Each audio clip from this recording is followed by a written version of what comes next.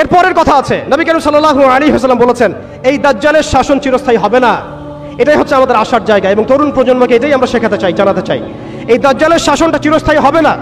নবী সাল্লাল্লাহু আলাইহি ওয়াসাল্লাম বলেছেন দাজ্জাল এবং তার অনুসারীরা যখন বিশ্বকে শাসন করার দিকে এগিয়ে যাবে, আল্লাহ রাব্বুল আলামিন তাওহীদপন্থীদের এই কালিমার পতাকার কাফেলা গঠন করবেন ইনশাআল্লাহ।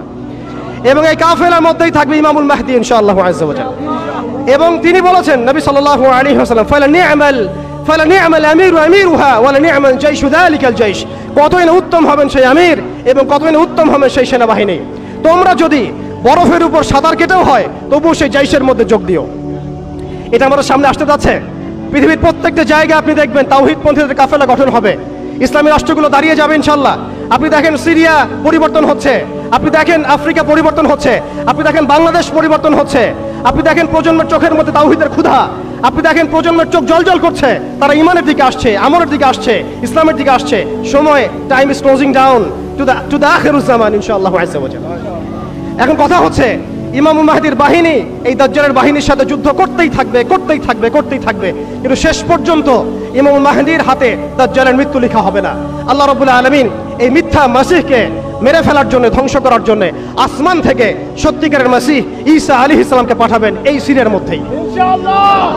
এই কথাগুলো আমাদের অনেক ভাই বুঝেন না, অনেক ভাই জানেন না, স্টাডি করতে চান না, তারা শুধুমাত্র একটা হাইপকে কেন্দ্র করে কথা বলতে চান। বিশ্ব এদিকে এগিয়ে যাচ্ছে, আমরা এখানে শুধু হাইপ তুলতে আসি নাই, আপনাদেরকে জানাতে এসেছি, বোঝাতে এসেছি যে আস্তে আস্তে বিশ্ব কোন দিকে যাচ্ছে এবং আমাদের করণীয় কি হবে।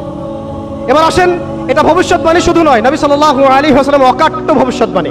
তিনি বলেছেন ঈসা আলাইহিস সালামের হাতে যেই ফিলিস্তিনে আজকে মজলুম বোনদেরকে শহীদ করা হচ্ছে, বাচ্চাদের মাথার খুলি উড়িয়ে দেওয়া হচ্ছে, আমাদের ভাইদেরকে জীবন্ত পুড়িয়ে মারা হচ্ছে, ওই ফিলিস্তিনে লিখে রাখেন আপনারা, মিডিয়া দিয়ে প্রচার করে দিয়েন, এই ফিলিস্তিনের বাবে লুদ নামক জায়গায় তাদের মিসায়া, তথা কথিত মিসায়া মাসিহুদ দাজ্জালকে ঈসা আলাইহিস সালাম হত্যা করবেন ইনশাআল্লাহ। পৃথিবীর কোন শক্তি, কোন ন্যাটো, কোন ইউনাইটেড নেশনস, কোন ইউরোপিয়ান ইউনিয়ন, কোন IMF, কোন ওয়ার্ল্ড ব্যাংক, কোন সাম্রাজ্যবাদী শক্তি এই ভবিষ্যৎবাণীকে ঠেকাতে পারবেন ইনশাআল্লাহ।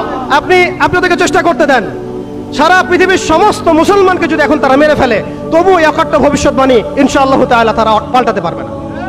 এটা আমাদের আশার জায়গা, এটাই হচ্ছে চূড়ান্ত বিজয়। এবং ঈসা আলাইহিস সালামের হাতে আগামী 40 বছর লিখে রাখেন আপনারা, এরপরের 40 বছর ওই বাইতুল মুকাদ্দাস থেকেই সারা বিশ্বে ইসলামী খিলাফা কায়েম হবে ইনশাআল্লাহ।